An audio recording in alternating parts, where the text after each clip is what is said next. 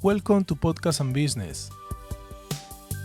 I am Juan Carlos Giraldo from Boston, United States. Giorgos Papagiannakis is an assistant professor of entrepreneurship and sustainability at the University of Peloponnese in Greece. He's also the co-author of a fascinating research entitled Stigma as a Moral Insurance: How Stigma Buffers Firms from the Market Consequence of Greenwashing. In this episode, I talked with Giorgos about organizational stigma, the greenwashing, and also he shared with us interesting points of his research.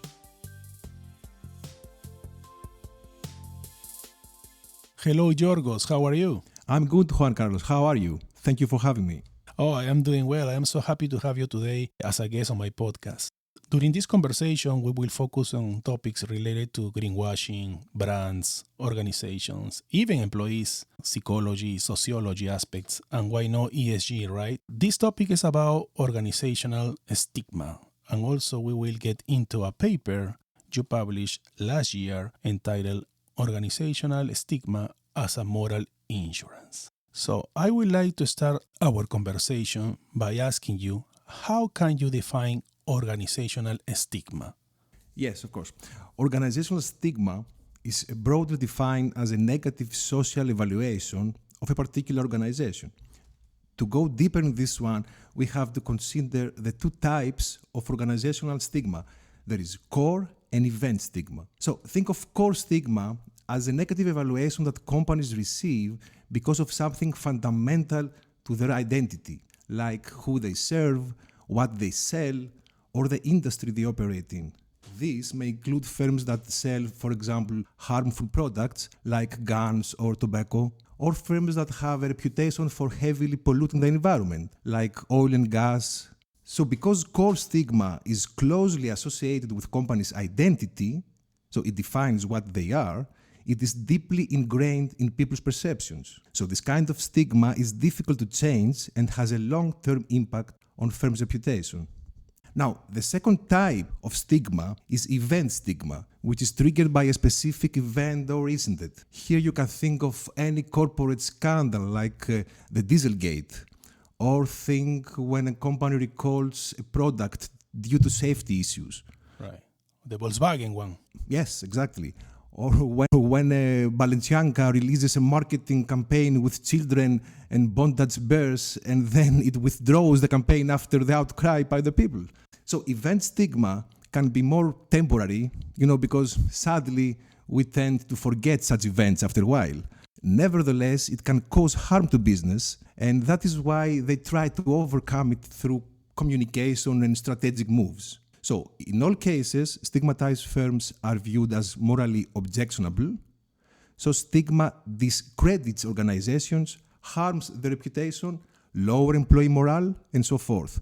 So, from that point of view, stigma is a liability for firms. Interesting answer, Giorgos. And you mentioned industries. So this stigma is always related to some kind of industries. In your opinion, what are the most popular stigmatized industries and why? Okay. So first of all, let's make clear that when we talk about stigmatized industries, we refer mostly to the core organization stigma. So we are assessing a firm not based on its decisions or competencies or other characteristics, but just because it operates in a specific industry. So, which are these industries that most of us perceive as stigmatized? First of all, there are the industries associated with products that, in one way or another, may harm people. So here we have arms industry, because its products are designed to kill. Correct. We have the tobacco industry, due to the negative health effects of smoking, but also its history of promoting smoking through misleading advertising. We have the alcohol industry, because excessive drinking is bad for our mental and physical health, but also due to social issues associated with alcohol abuse, like violence. Right. So we have also gambling. Gambling, yes. I was thinking about that. Because excessive gambling, yes, can lead to addiction, personality disorders, and also severe debts or even loss of property. And we also have pornography due to women's exploitation. So collectively, these industries are called sin industries. And then we have another group of industries that are called dirty industries, because these are the most heavily polluting industries. So here we have fossil fuel extraction, metal and coal mining, chemicals and petroleum refining, and so forth.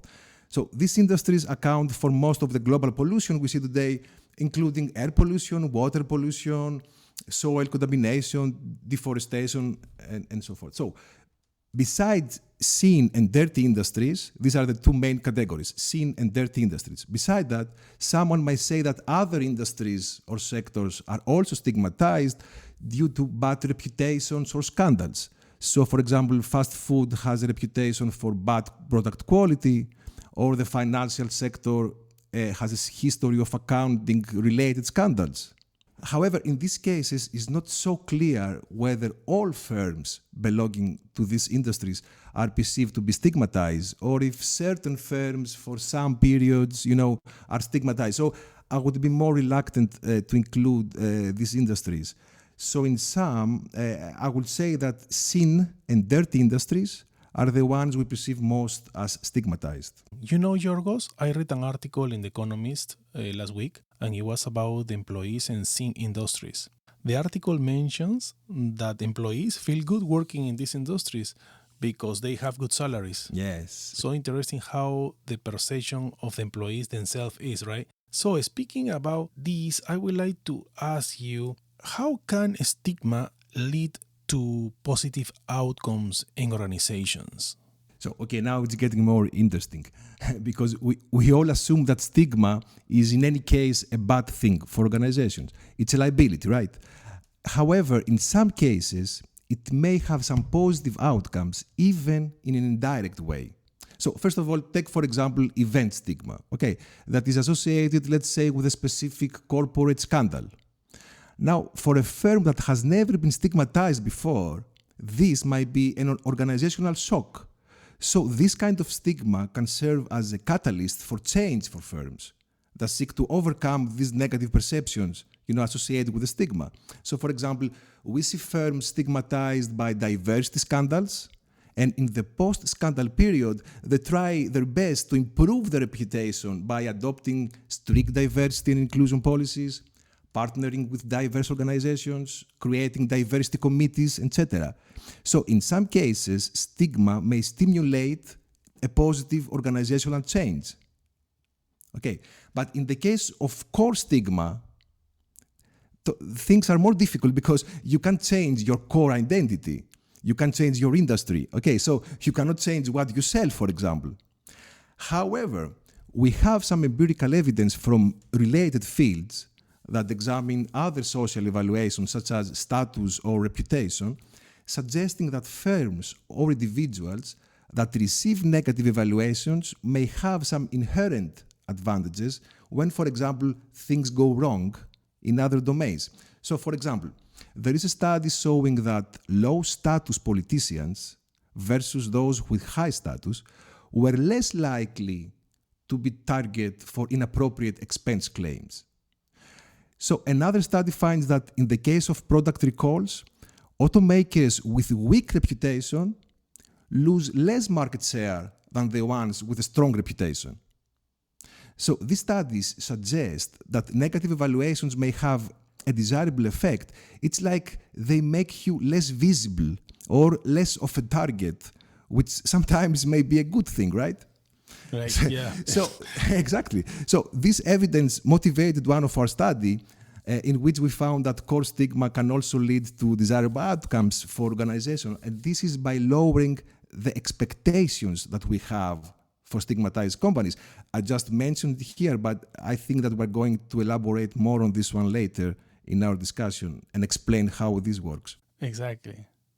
Yeah, I know. And about the example that you mentioned right now about politicians is very, very interesting. So this answer is related to the next question, Giorgos. So let's dig a little bit into your paper. You participate as a researcher in an interesting study, Stigma as a Moral Insurance, how stigma buffers firms from the market consequence of greenwashing. Would you mind explain briefly the study methodology, model, and goal? I know that you guys tracking over 7 1,360 companies, which is a lot during many years. Yes, exactly. Can you explain a little bit, please, what was the main goal? What is the methodology that you use and the model with your peers?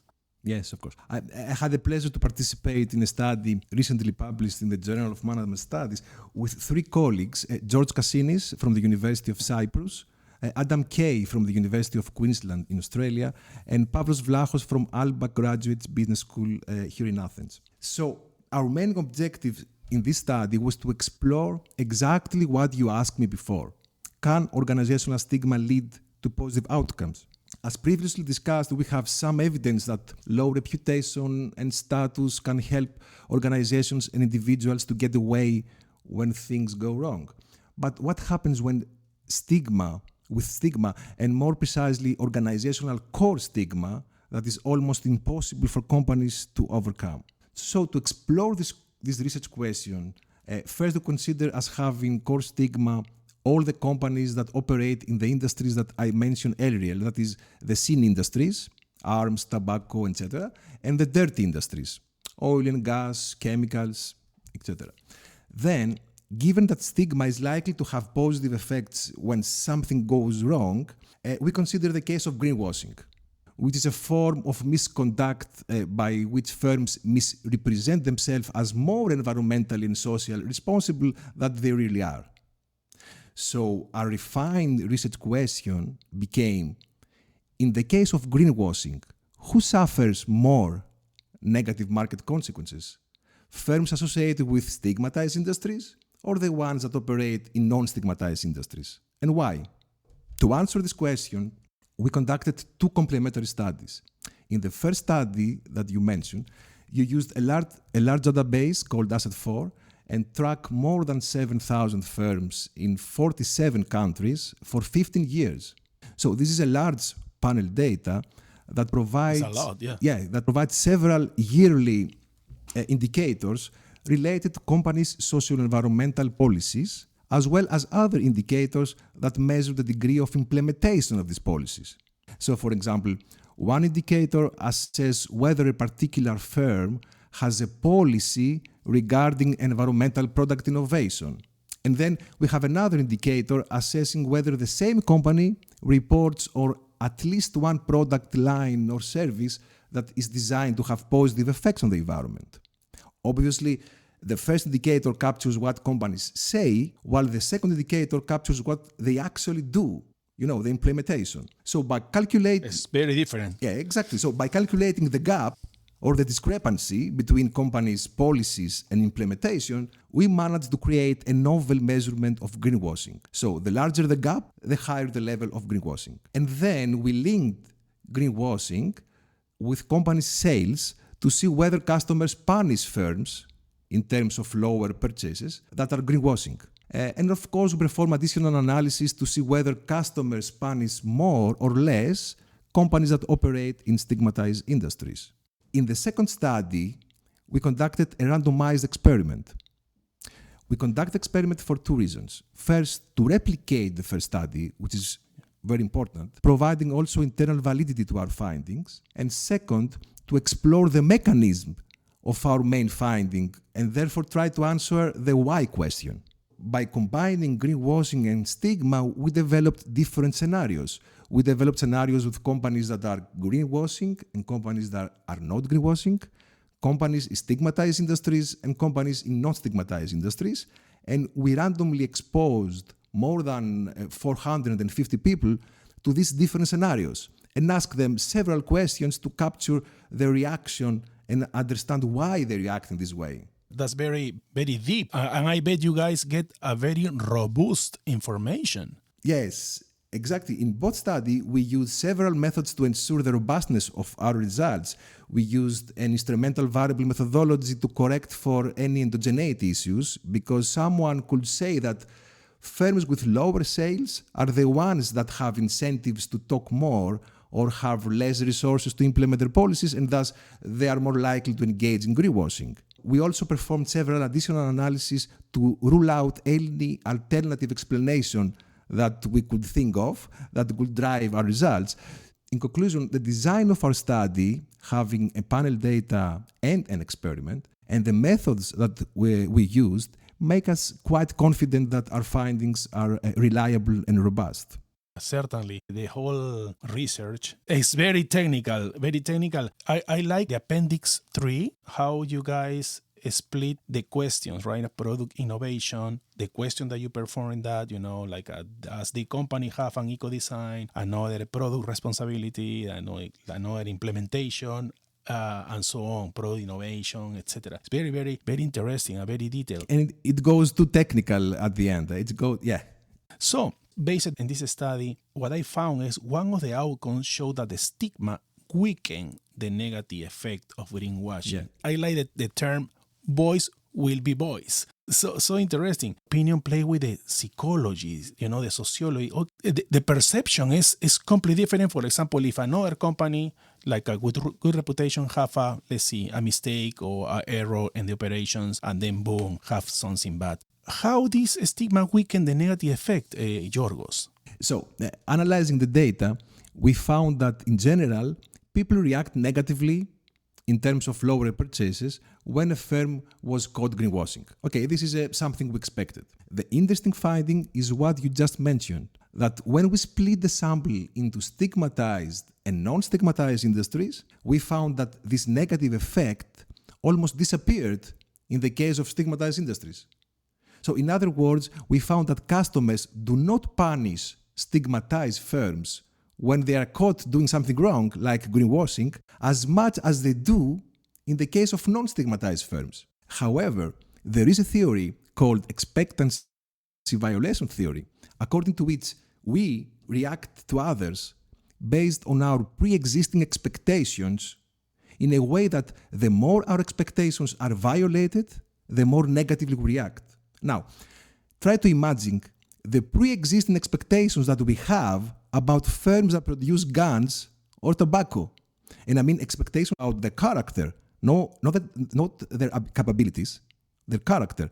And accordingly, the expectation that we have about the firm that produces cosmetics using natural ingredients. Because we have low expectations about stigmatized firms concerning their character, these low expectations are not violated when we see them doing something wrong. On the contrary, when we see stigmatized firms engaging in greenwashing, a boys will be boys expectation is validated. And thus, we do not react negatively, or at least so negatively.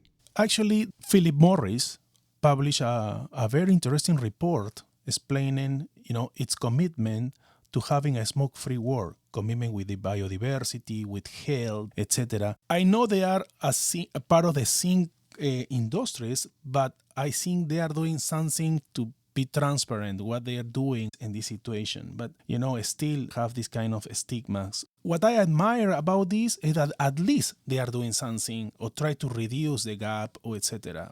Mm-hmm. So in the experimental study, we took this one step further and tried to empirically explore the mechanism that drive this reaction. So what we found is that the key mechanism is trustworthiness.